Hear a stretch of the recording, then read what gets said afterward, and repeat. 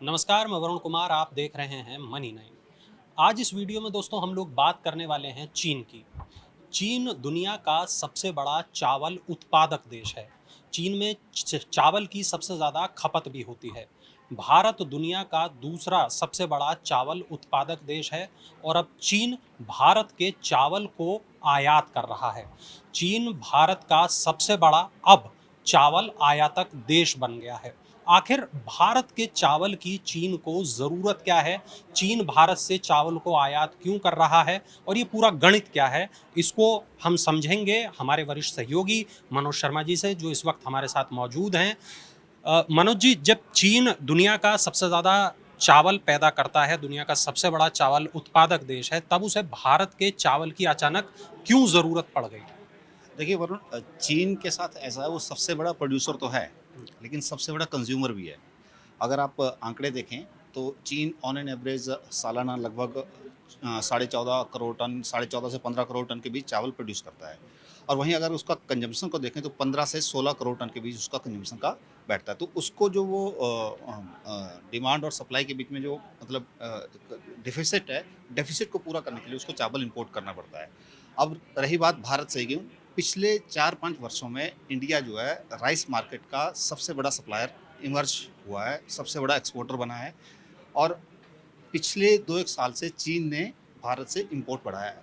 चीन नॉर्मली पहले भारत से जो राइस एक्सपोर्ट होता था वो एक आइडेंटिटी इंडिया की राइस की थी बासमती को लेकर। बासमती क्योंकि 2 ही देशों में पैदा होता है, इंडिया और पाकिस्तान, और उसमें भी जो ग्लोबल मार्केट है बासमती राइस का, उसमें इंडिया का कब्जा बहुत पहले से है। लेकिन सिर्फ बासमती राइस को लेकर एक आइडेंटिटी थी एक्सपोर्ट के मामले में। धीरे-धीरे भारत ने नॉन बासमती राइस को एक्सपोर्ट को भी बढ़ाया। पहले हम अफ्रीकन कंट्रीज़ को ज़्यादा एक्सपोर्ट करते थे नॉन बासमती राइस।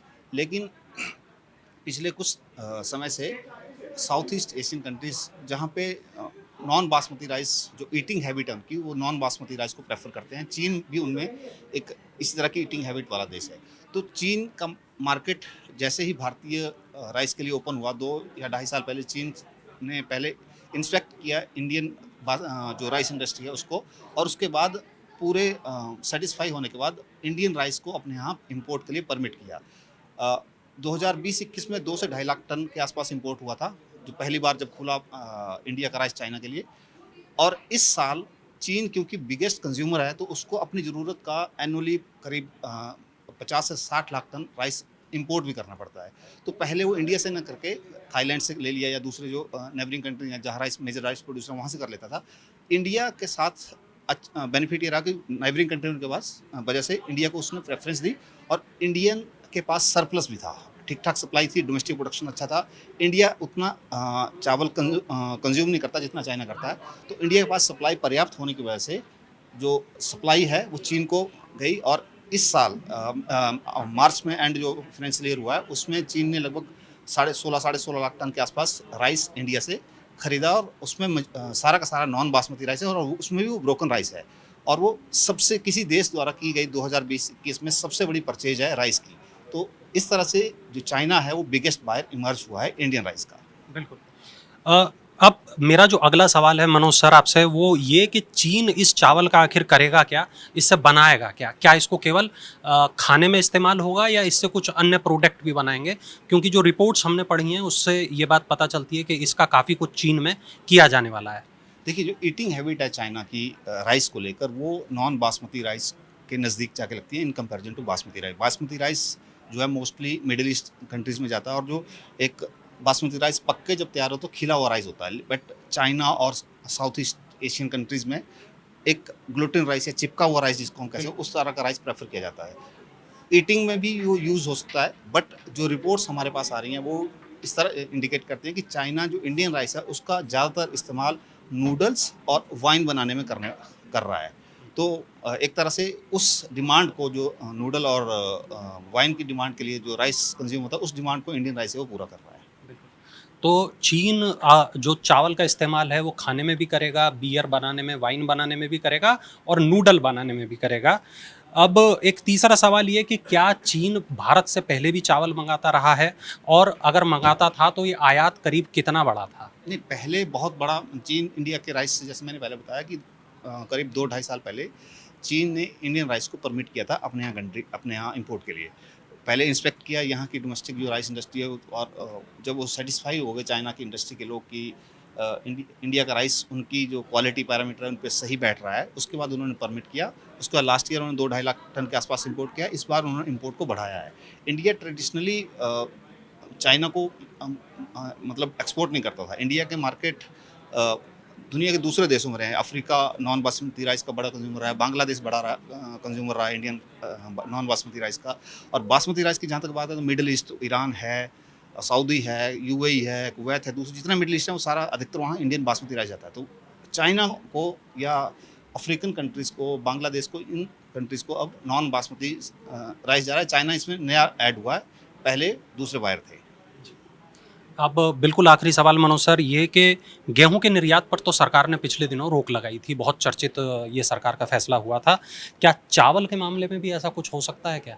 क्या हमारे पास पर्याप्त चावल है अपनी ज़रूरत के लिए, या चावल के मामले में भी सरकार ऐसा कोई कदम उठा सकती है? देखिए, राइस एक्सपोर्ट पे बैन लगाने की जो बातें हैं वो सेंटीमेंट बेस्ड ज़्यादा हैं। जैसे वीट के एक्सपोर्ट को बैन किया गवर्नमेंट ने, शुगर एक्सपोर्ट को लिमिट किया, कॉटन एक्सपोर्ट को भी लिमिट करने की डिमांड हुई, हालांकि वो हुआ नहीं। तो वो एक सेंटीमेंट बेस्ड है। प्रैक्टिकली देखें तो इंडिया के पास सरप्लस ठीक ठाक है। एक्सपोर्ट पर बैन लगाने की ज़रूरत ना तो इंडस्ट्री को दिख रही है और ना ही मुझे लगता है गवर्नमेंट को लग रही है कि एक्सपोर्ट पर बैन किया जाए। और एक्सपोर्ट पर बैन इंडिया मतलब उसने खुल के कर भी नहीं सकता। रीज़न क्या है?